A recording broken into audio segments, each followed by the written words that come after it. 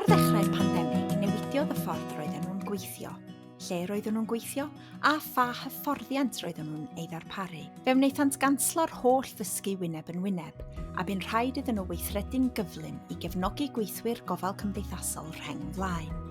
Roedd yn rhaid iddyn nhw wella eu sgiliau eu hunain mwyn gallu darparu hyfforddiant ar-lein. Roedd yr her yn enfawr, ond fe wnaethant gydweithio fel tîm. Cafodd rhai staff eu hadleoli i swyddi rheng flaen yn y gymuned, felly roedd gwir angen hyfforddiant arnyn nhw. Roedd hyn yn flaenoriaeth enfawr iddynt. Fe wnaethant datblygu modiwlau e-ddysgu newydd ar ofal cymdeithasol a gofal personol, iechyd a diogelwch yn y cartref, ac atal a rheoli heintiau. Darparwyd cyrsiau ar-lein, arddelio a cholled, a galar fel gweithiwr gofal, yn ogystal â sesiynau ymwybyddiaeth o'r menopos. Cawsant adborth gwych o'r sesiynau. Mae'n rhywbeth maen nhw'n falch iawn ohono. Nawr maen nhw'n datblygu polisi menopos ar gyfer y sefydliad cyfan.